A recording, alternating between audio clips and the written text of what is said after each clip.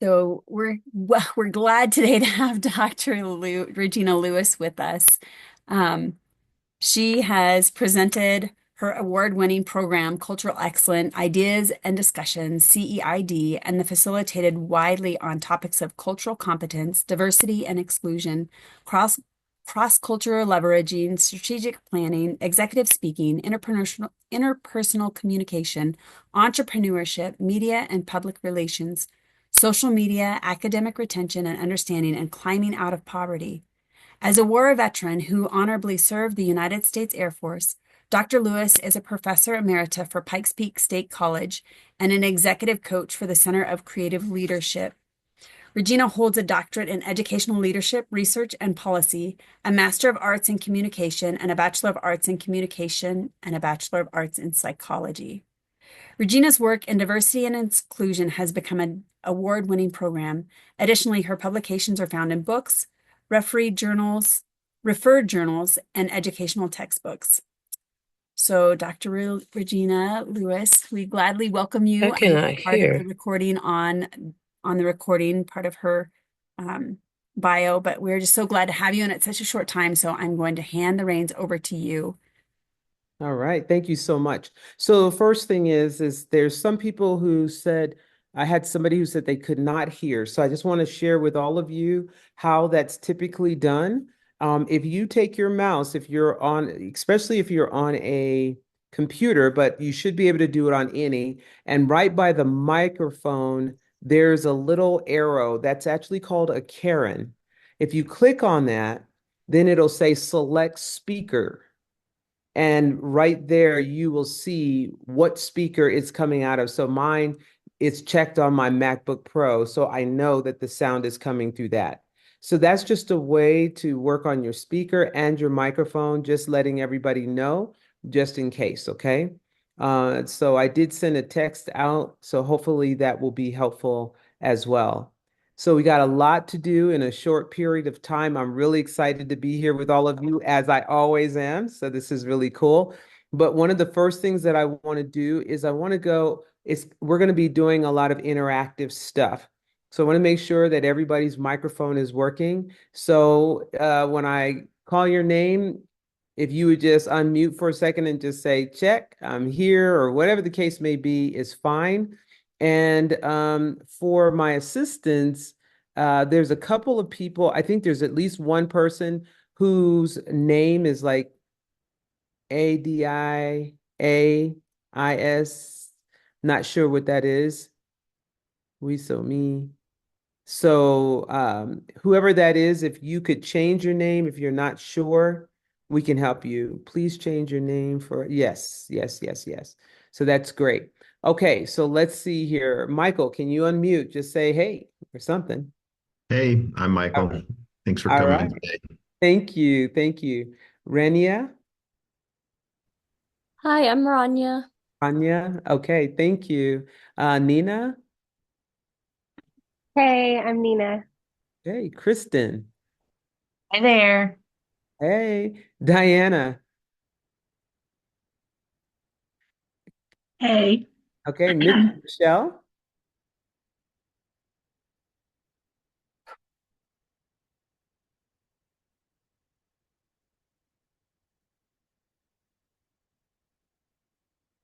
I know you're working on it, Michelle. So when you do, just unmute and just say, hey, Jamie. Hi, thanks for being here today. Thank you. Asia. I figured it out. Oh, good. Okay. I'm here. Okay. Hillary.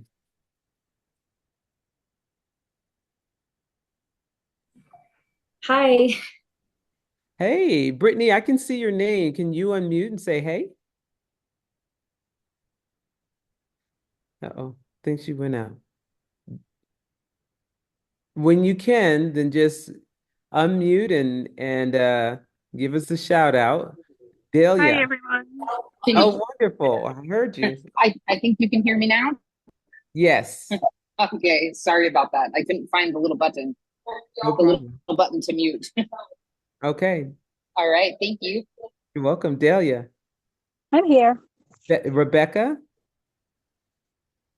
Hi there. Jody?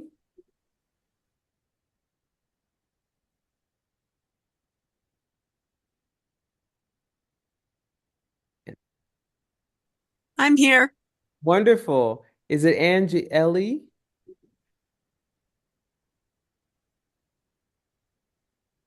Jean? I see. Angie. Hi, Dr. Lewis. Angie Hi. Jean. Hi. Okay. Thank you. Laura?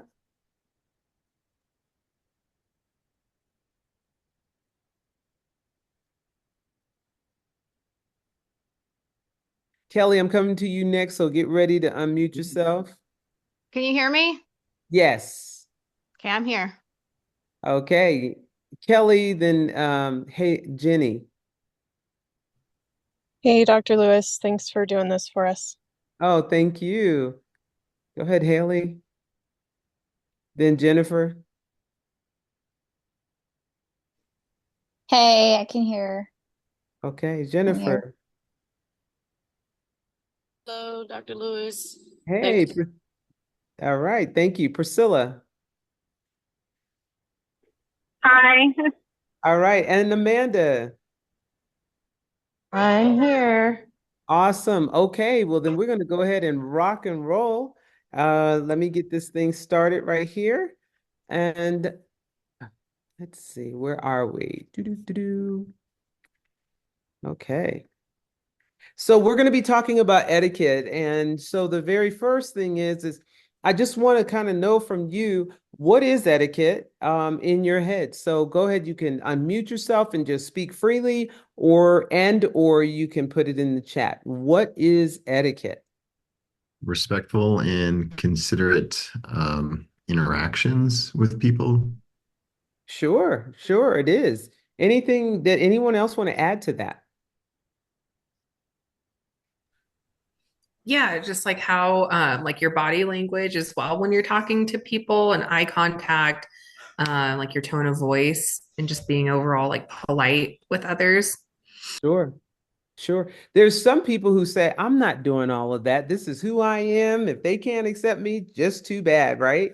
And so we really want to understand what etiquette is about and why we need to use it. So, one, it's an agreed upon social rule that lets everyone know what to expect when interacting with others. So, that's one definition. Another one is etiquette is about following guidelines that lead to greater respect, cooperation, and understanding. And so really it's about being able to interact with other people. So it's demonstrating the respect that you have for yourself as well as the space and for others. So it's something about really thinking about that. So right now what I'm going to do is have you put into breakout rooms and you should have a handout. You should have received that. And as long as one person in your group has it, then that's all that matters, right? But we're only going to have you in there for about 5 minutes to go over all of the questions. And so there's 1, 2, 3, 4, 5, 6, 7, 8, 9, 10, 11, 11 questions that I want you all to talk about and answer. You're only going to have 5 minutes, only because our time is very short today. And we're going to come back and I'm going to go over each one of those. So can we pull the breakout rooms out?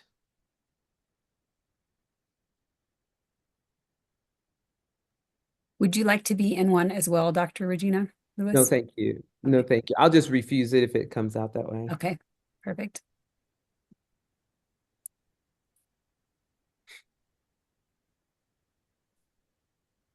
All right. You should have the join button.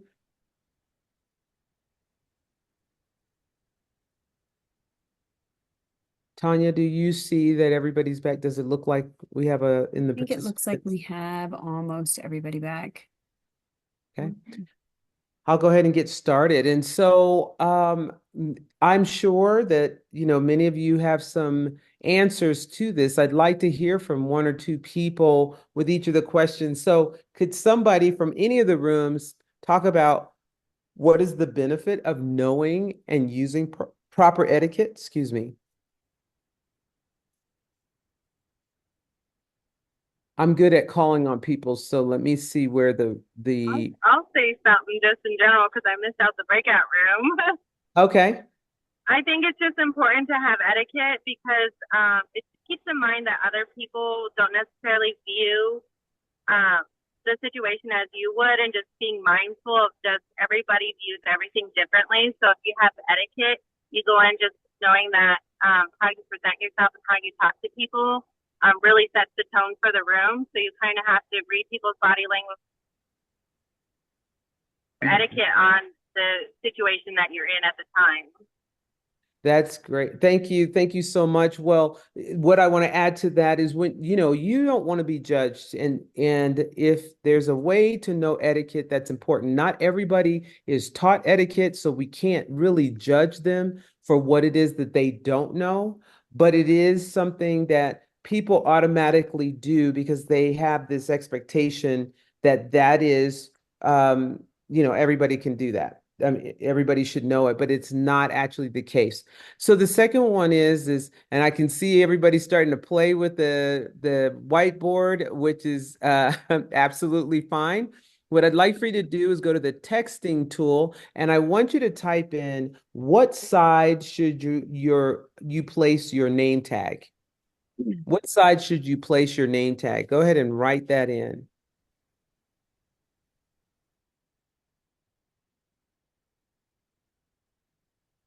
Okay. I have no idea. Right, left.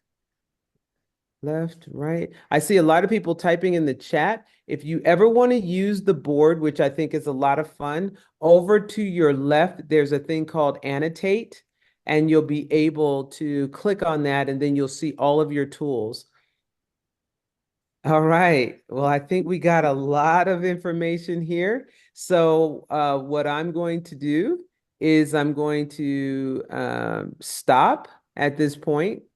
Stop using the whiteboard, and we're going to go back to see what it is. So I'm going to close the whiteboard, and actually the answer to that is that it's on your right hand side.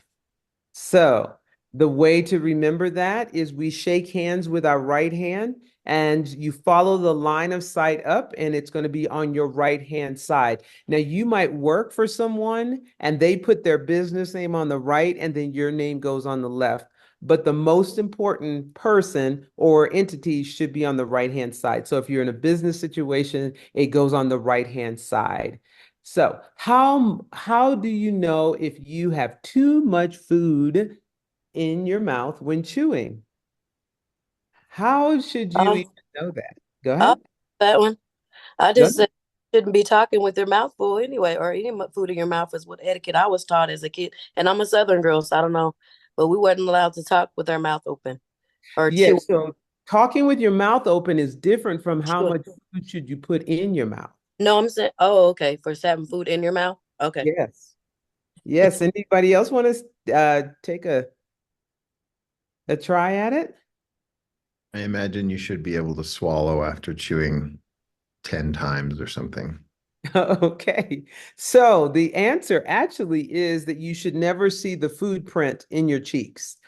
If you're chewing and you can see the food print, that's too much food because you were really, both of you, Jennifer and Michael, you both were right in the addition to this answer. And that is because if people are talking, you want to be able to chew and swallow without choking and then have a conversation without food in your mouth. So it all ties in together, but you should be chewing. So what I usually do is I chew most of my food from the inside of my teeth, so that when I'm chewing, you don't see the food print on the outside of my cheeks. Yeah. Which hand should the container holding your finger food be in while eating with the other hand? So in the chat, put down if you are holding the container, whether it's a napkin or a plate or whatever, and you're holding it in one hand, what hand should you be holding it in while eating with the other hand? Okay, so I see left, left, left, right, left hand. So right hand should be free. for shaking. Left, left, left. Yes. Yes. So here it is. It is actually, so Tanya, uh, I mean, you had said that it should be in your left hand, so you have your right hand free for shaking, and you are right, but the opposite. It should be in your right hand, eat with your left, so that when you go to shake, you can switch your food over in your left hand and then have a clean hand to shake with, especially with the COVID and all this other stuff that's going on. So always put your food on your plate or napkin in your right hand until it's time to shake hands. If you have to a function at 5:30, what time must you arrive to be considered on time? Any guess? Okay, let's see. 5:15, 5:15, 10 till. Anybody else? 5 to 10 till, 5:20. All right. The answer is 15 minutes early. You should be at your function 15 minutes early. Now, I know that we have traffic and, all kinds of stuff that holds us up. And so if you call and say, I'm going to be late, and the thing starts at 5:30, and you tell them, I'm going to be late, and you get there at 5:30, you are still considered late because the person you spoke to had to adjust all of their preparation for you. So keep that in mind and stop me at any time. Unmute yourself, ask any kind of questions that you want. If you have any questions or comments. How should you butter your bread? Like if you have a roll and there's some butter there, what is the proper way to butter the bread? Anybody want to take a guess at this? Drum roll. I'm going to actually say it. Okay. I was taught that you shouldn't butter your bread and you should take pieces off and have a little bit of butter dipped into it at a time, but that's not answering your question. Actually, it is. That's exactly right. You tear off a small piece and you butter that or dip it in the oil, and it should be small bite-sized pieces so that it's not a big imprint on your jaw. So there's a lot of people who will cut their bread and butter the bread, both sides, and eat from there, and that's not proper etiquette. It should be torn off and buttered into small bite-sized pieces. All right, in the chat, what side is your water glass on the table? What side is it sitting on? If you're at a round table and you have to pick up your correct glass, what side is it on? I see right above the knife, right, your right side. And the answer is correct. It is the right side. And a way to remember that is if you hold up your fingers like this, then you would make, if you're looking at your hand, you would make the lowercase letter D for drink. And on the left side, you would look and it looks like a letter B for bread plate. So I usually do this if I can't remember, or BMW, right? Bread, meal, water. So that's just another way. How do you know what to order off the menu if you were invited? Like if somebody invited you and they're paying for your meal or what have you, how do you know what to order? Any guesses? Do you wait to see what the person who invited you orders and then order something equal or less than in cost of what they ordered? Bingo. Absolutely. Absolutely. So that'll be really important. Another one is pacing yourself. You kind of pace how much you eat and how fast you eat according to the person who hosted you. So you want to kind of keep up with people. My boyfriend, he can scarf down some food and he used to finish and just look at everybody. And I said, you got to pace yourself. So people would be talking and he would go to take a bite and they're still talking and he's like looking around waiting for somebody to take a bite of their food. And so he had to learn how to pace himself. When is it okay to use your cell phone or your speaker phone in public? When is it okay to use your speaker phone in any public place? on a conference call. That's actually not a public place.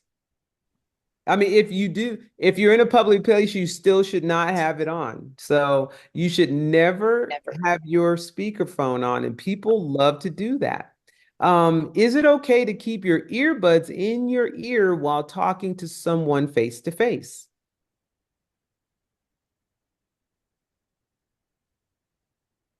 Somebody unmute, tell me. No, rude. Yeah, you should not have your earbud in. So sometimes I forget and I still have it in. I'm not talking to anybody, but I'm, wherever, but really that earbud should be off. The same with shades. If you're inside of a building and you have your shades on and you're having a conversation with someone, you should take your shades off unless you're not able to for some health reasons. What message is being sent when you text NP or no problem? If you're responding to someone and you put in there no problem or NP, what message do you think is being sent?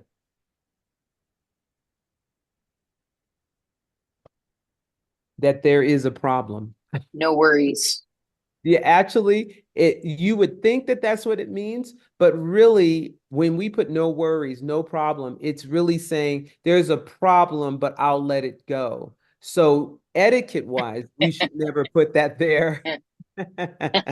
I don't really believe in using any of those weird letters, NP and all of that. I was telling them in the group chat that I think that should be illegal.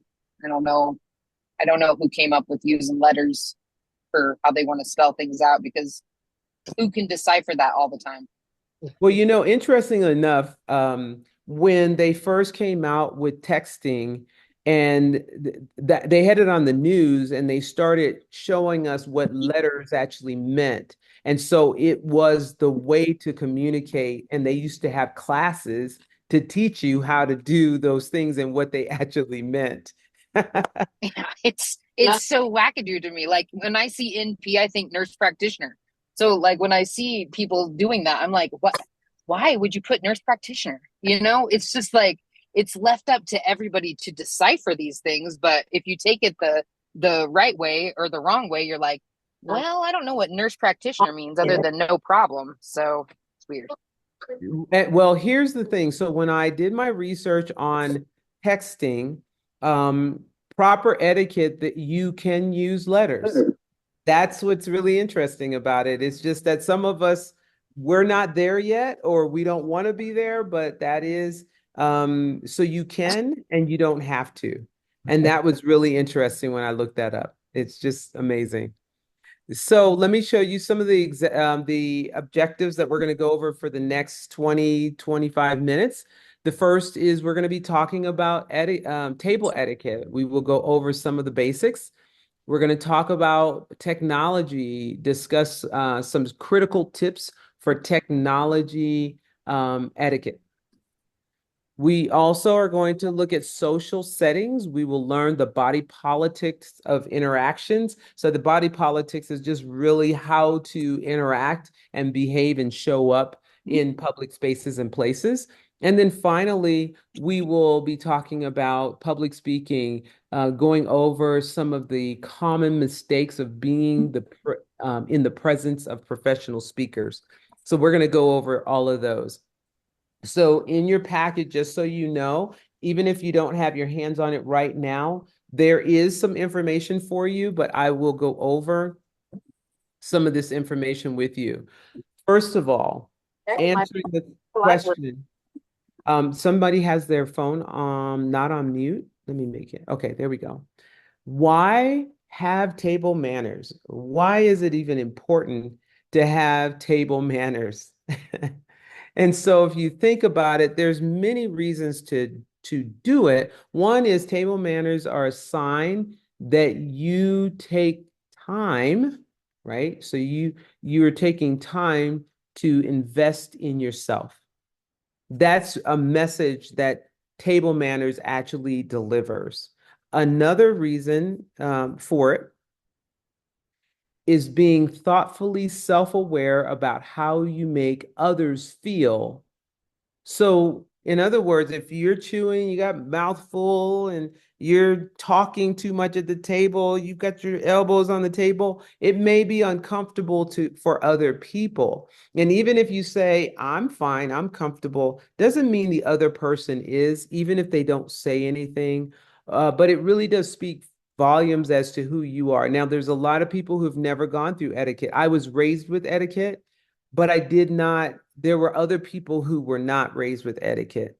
So they just didn't know. And if you're not raised with it, if you're not taught it, like in cotillion or something, then that's where you have to understand why it's even important. So that's something to keep in mind. So table manners start long before you ever get to the table. They start way before you get to the table. So in your packet, there's a handout. So I'm just going to read some of this to you just in case, right? So in terms of, what you need to do, arriving on time is important. And we just talked about getting there 15 minutes early. You don't need to get there way early because people are not prepared for that. And you don't have to get there. I mean, and definitely don't get there really late. If I have something at my home, when people come too early, I'm not ready until that, 15-minute mark or so. So, in order to arrive on time, one thing is for sure is check the weather. See what the weather is going to be. We're going into the winter months. You want to make sure that you are prepared for, the weather and road conditions, even directions. So sometimes, if it's not too far, I try to go to the place early, like maybe a day or a week early, just to see exactly where it's at so that I know and there's no confusion. Because to come in and say, oh my gosh, let me tell you how terrible it was, people understand that. But it's better if you don't have to explain that. The next thing is put cell phones away.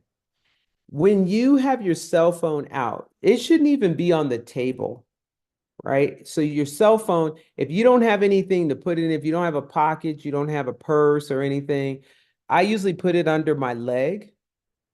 But when you have your cell phone out, it sends the message that the person sitting across from you is not as important.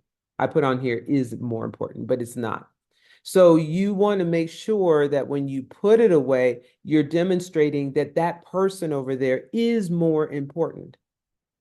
In the case of life necessities, like emergencies or something, place your phone on vibrate so that it's easily accessible. So I know that there are some people in my life that if they ring my phone, I want to be able to answer it. So I have it under my leg on vibrate. If I feel it, then I make sure I excuse myself to check it out. Something else about being in table etiquette, when there are table tents and they've got names beside them, there might be a reason why they set it up that way. So never move name cards. Sit where your name is. Another is to wait to eat when everyone is seated. Do not eat on the bread or take a sip until the host is actually there, and keep the entire table setting intact. So what you don't want to do, they have a beautiful setting. So everybody gets to enjoy what you get to see. So if you're the first there, don't start to dismantle by, pulling up your napkin and moving your cup and getting your fork and knife. You want to wait until others are sitting at the table to begin. So those are some things to keep in mind.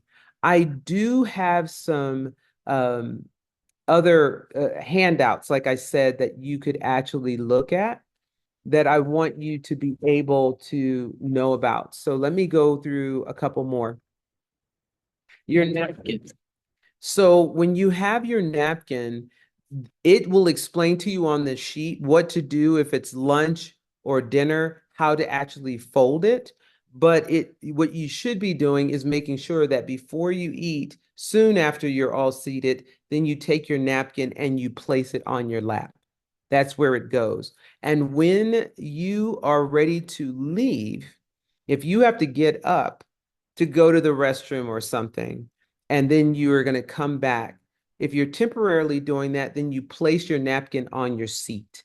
And the reason why you do that is because wiping your mouth and you have things on your napkin, you don't want to set it there while other people are trying to enjoy their meal. But when you get ready to leave completely, that's when you fold it and set it on the side of your plate. Does it make sense? Then there's about eating. Only take your first bite after everyone on the table has been served. So you wait. Now, there might be someone who's still waiting for theirs because maybe they had a special order and they might say, please, everyone, please go ahead and eat. Then that's fine. But you really should be waiting until everyone has been served. If it's buffet style, though, so if it's a buffet style and you go up in the line, then you begin eating once others are seated at the table. So once people are seated, then that should be fine. Here's one that I see all the time is seasoning your food.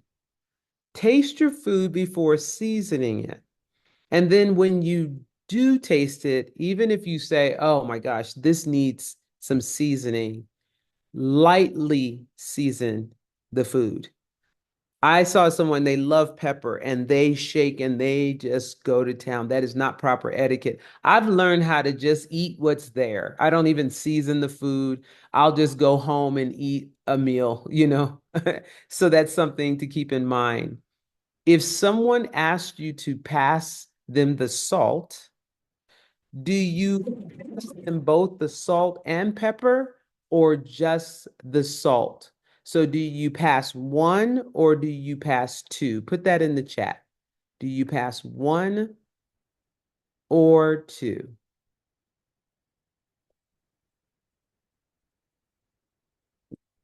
Okay.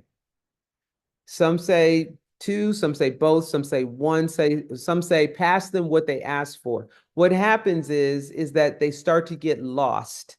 If you have the salt on one and then the pepper somewhere else, and they're a small item on the table. So you always pass them together. Always pass them together. And lastly on here is let's examine for table etiquette here. Let's examine table etiquette. So you will also see on your handout the different ways to set the table, but I just want to go over a couple of do's and don'ts. I won't read over all of them, but I do want to share a couple. Don't blow your nose at the table.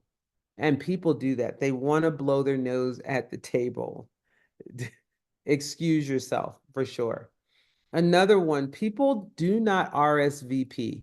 If people are asking you to, reserve RSVP, whatever the case may be, please do it early and do it because people are counting on knowing the number of people that will be there. And I don't know if you know this, but there's over 60 pieces of flatware. If they were to set a table and put all of the flatware, you could have up to 60 pieces. And some people say, well, I don't even know where to start. The best place to start is from the outside in, and it will kind of tell a story. It's a way of communicating between you and the server.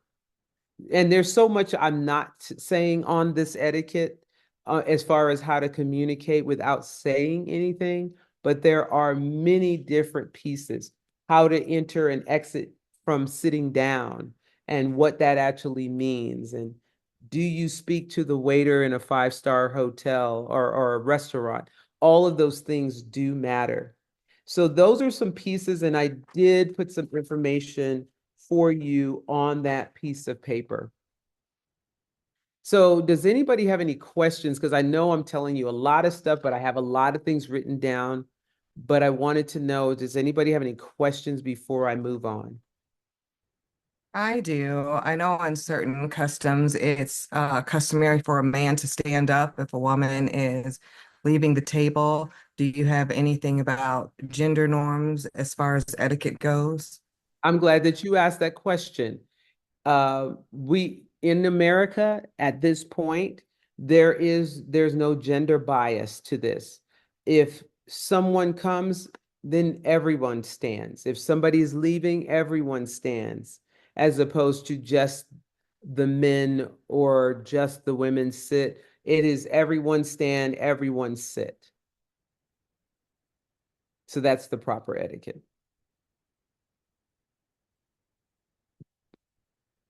Any other questions, or did I answer your question? Yes, but is it still customary for a man to pull out a chair, or is that obsolete as well? So it's okay if a man pulls out the chair. What needs to be known is that that's out of politeness as opposed to taken as a negative, but it is not an expectation anymore. Yeah.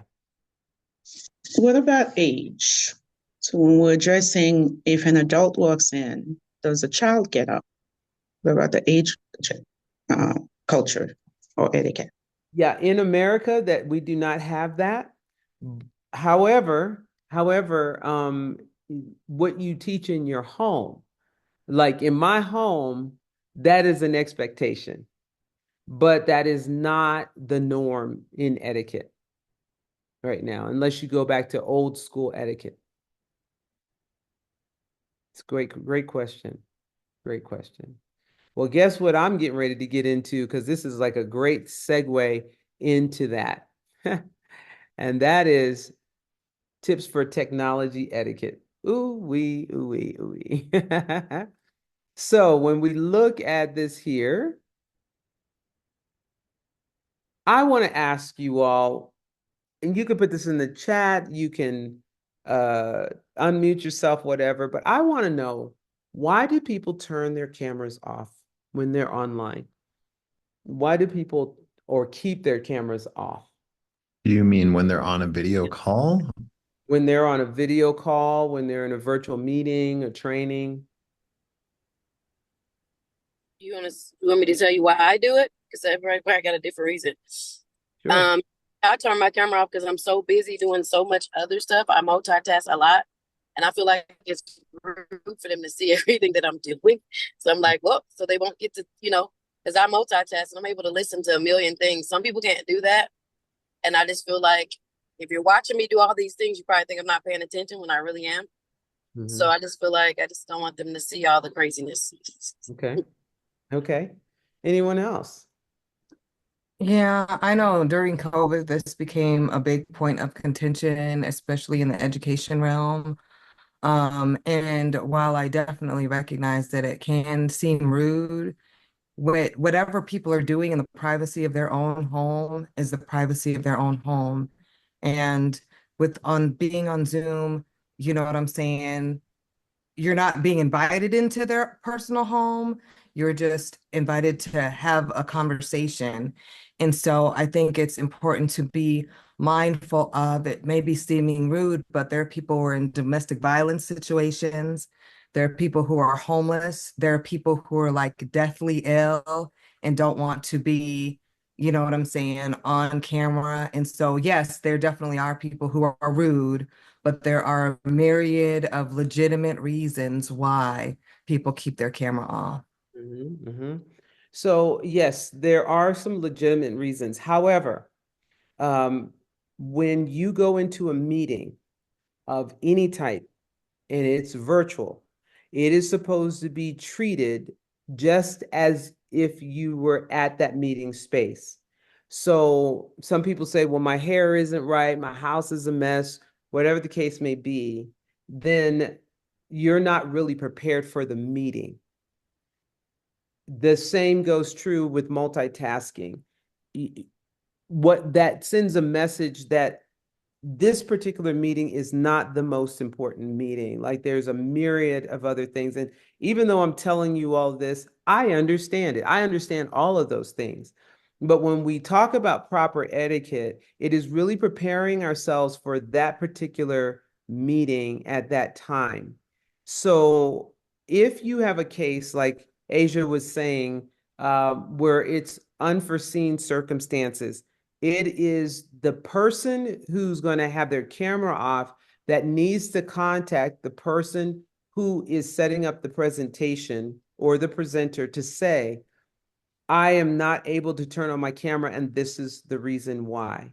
So that they have some reason. Because imagine if right now I said, okay, well, my hair is a hot mess, my house is a mess, or I have to put on this other presentation after this one. So I'm going to go ahead and keep my camera off and go ahead and present to you. I don't think that people would appreciate my camera off as the presenter, because what is it doing? It's sending a message. So the same thing holds true for those who are listening. So proper etiquette is truly to keep the camera on. The other is the unmute monster. Let me tell you why I put this on here. We forget about our microphones sometimes, and we have them unmuted, and we can hear conversations in the background. And I know that that's oftentimes just a mistake, but we have to get in the habit of making sure that we're muted. I'd rather somebody have to tell me, I can't hear you, you're muted, than to tell me my microphone is still on. So let me tell you, I was doing a training for a very large company. There was about 200 people online, all employees, and someone had their microphone unmuted. Someone had sent them a a text message with some kind of video on there, and they were very curious as to what was on there. So they clicked it, and it was very inappropriate sounds, very inappropriate. And he ended up getting reprimanded for it and written up. Even though I said, no, no problem, I was not offended, he still did. So it's really important that we keep our phones muted. And you will also see there's a whole handout of information that talks about technology and what that's for. I also worked at a company one time where we had a policy that if one person has to be remote, that everyone will be individually on their computer, even if they were in the same building, so that it wasn't a room full of people and then one talking head by themselves, so that it would level the communication environment, and then everyone would be on the same kind of platform. Michael, I can't tell you, I would just love whatever company said that, because as a presenter, we want to put you in breakout rooms, we want to have discussions, and when you have a group of people in one room and then you have separation of one or two, it becomes very awkward, and it does not work. The flow doesn't work very well. Thank you for that. I appreciate it. So let's talk about social norms. Ah, I taught this to my son. I tell people this all the time. Before you walk in anywhere or you show up on video, you should do a mirror check. Look in your rearview mirror, like park the car, look in there, look up in your nose. I was trying to find a picture of somebody looking up their nose, right? But look and make sure that you're together. Look at your teeth. Be prepared. Take a sniff check. What are you smelling like? So all of those things is taking a check first. Here's one. I'm going to the name tags. We talked about the name tags in terms of, what side it goes on. It goes on the right-hand side. And introducing yourself. When you introduce yourself, you should always put a pause between your first name and your last name so that you're memorable and lyrical, because you want people to remember who you are. So, good morning. My name is Regina Lewis. So notice I have a pause between Regina Lewis. And I even do a rise on the first name and a fall on the last name. So it sounds awkward at first and it feels awkward, but after a while, you will get that. In terms of remembering names, one quick tip is as soon as they say their name, you repeat it, and make sure that you repeat it at least 3 times in the conversation to try to remember names. I am terrible at this, but that's one of the tricks. I just need to do that more often. That's my problem. It's not that I can't remember, it's because I don't always use this technique. or you look for a feature on them that you equate, and then you say, okay, I remember his nose or their nose, and something to equate their name with. Handshake. Don't give a wet, soft fish, tips of your fingers. Make sure that the webs between your pointer finger and your thumb touches theirs, and you shake. If you have a small hand and you cannot grip that hand, make sure however you can grip, you press the thumb against their hand so that they know it's a firm handshake, because your handshake is your first business card. So handshake is really important. Saying your name is important in terms of how to do that. And then sending a thank you. You should send a thank you whenever you finish an event. And that could be in writing. Handwritten is best, but you can also email and even send a text. So those are important.